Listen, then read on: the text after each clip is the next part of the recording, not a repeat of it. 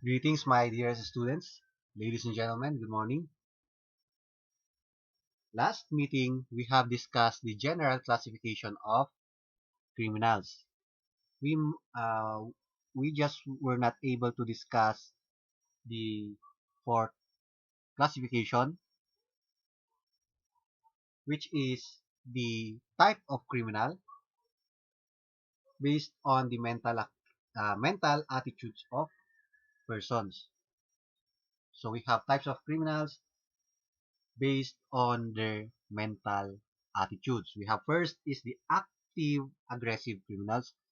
These are persons or criminals who commit crime in an impulsive manner, usually due to aggressive behavior of the offender. So the offender is physical, he is violent, he is hot-blooded, hot-tempered, angry, he is aggressive.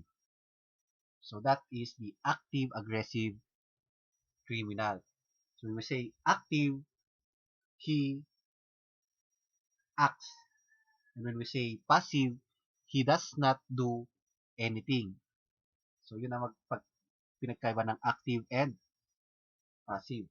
Next is the passive inadequate criminals. So kung meron tayong active aggressive criminal, meron din tayong passive inadequate criminal. These are criminals who commit crimes because they are pushed to it by inducement. So they were induced to do so by reward or promise without considering its consequences. So when we say induced, they are rewarded. So merong kapalit, meron silang kabayaran. So what are the crimes that may fall under this category? Corruption, bribery, di ba? So pagka yung pulis ay na-bribe, hindi na niya huhulihin yung offender. So passive, wala siyang ginawa, wala siyang gagawin, pero babayaran siya. Passive inadequate criminal. How about inactive aggressive criminal? Ano ang example niyan? So lahat ng may violence, lahat ng crimes committed through anger. Yan, such as physical injury, murder, homicide, mutilation, and so on and so forth. Basta mayroong physical and mayroong aggressiveness. We have the third category under this, socialized delinquent criminals. These are persons who are normal in their behavior, but merely defective in their socialization process. So they are normal, but they have defects on their socialization process. To this to this group belongs the educated, respectable member of the society who may become criminal on account of the situation they are involved in. So these are persons who are socially delinquent. When we say socially delinquent, they don't go and talk with the community. They do not usually mingle with the community. Kumbaga, meron silang sariling pag-iisip. Naiiba yung pag-iisip nila sa nakakarami, kumbaga. Kaya sila social delinquent. These are persons who are, pwede nating sabihing loner. Gusto nilang mapag-isa. Ayaw nilang sumasama sa grupo. So, social delinquent ang tawag dyan. Ngayon, during or while they are alone, while they are socially delinquent, tapos nakagawa sila ng krimen, then can we call them socialized delinquent criminal. So, pwede rin nating isama dito yung mag-isang tao, edukado, pero may suicidal tendency. Tapos tumalon sa building, ngayon, before siyang lumapag sa building, meron siyang taong nadaganan. Ngayon, yung taong nadaganan niya ang namatay, siya ay buhay. So, pwedeng isa yung example ng socialized delinquent criminal. So, he is now criminal by accident. Socialized delinquent criminals. So, with that, guys, let's move on with the next lecture,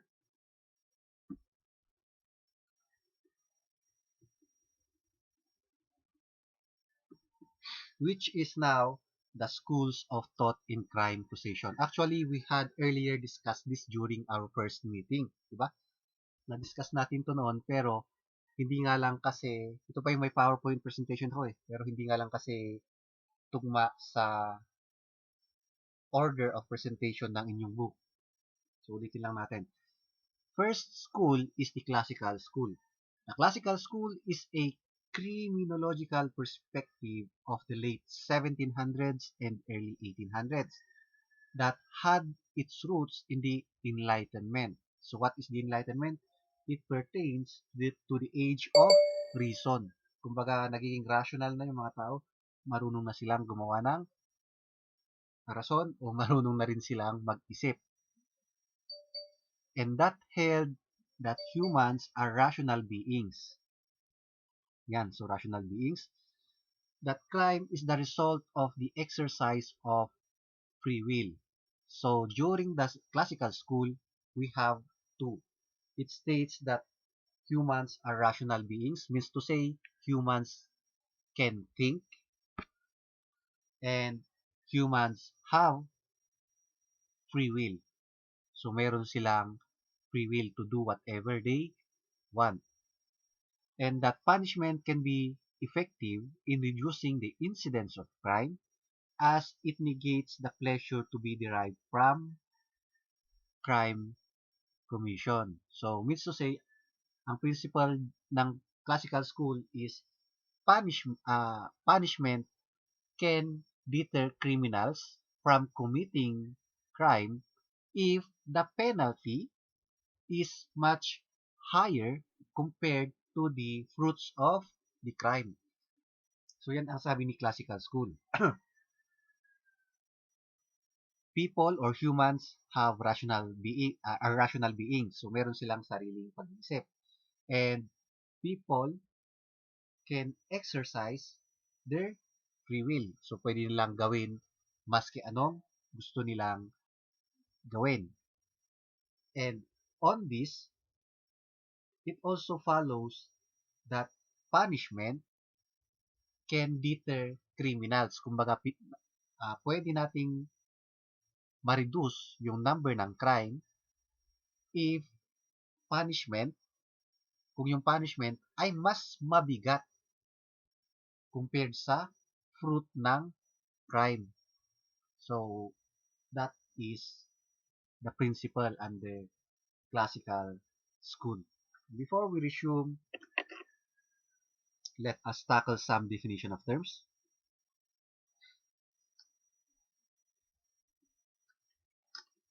We have here the age of enlightenment or the age of reason.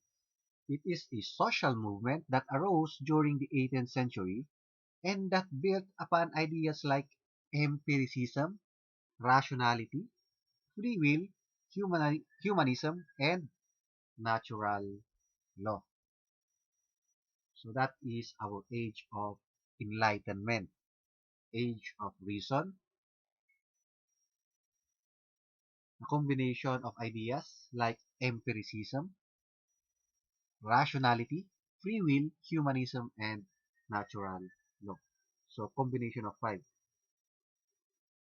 Next is social contract.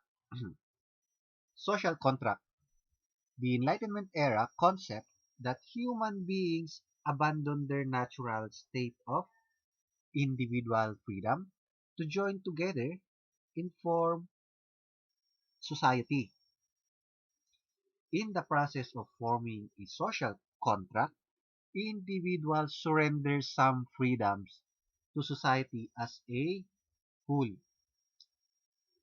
is obligated to assume responsibilities towards its citizens, and provide for their protection and welfare. So that is what's meant by social contract. They form uh, the society group themselves as one, and each group has the social responsibility to serve and protect the people therein. So yan ang social contract. Next is the natural law.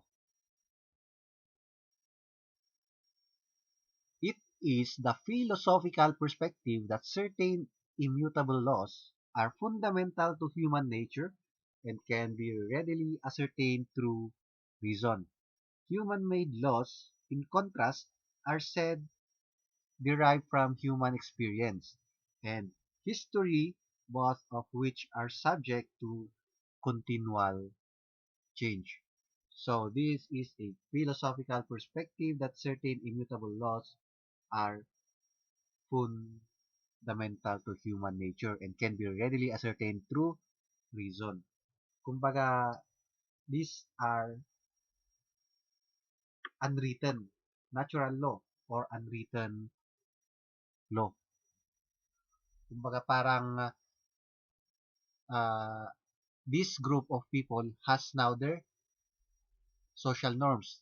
So meron silang binuo na tama sa mali.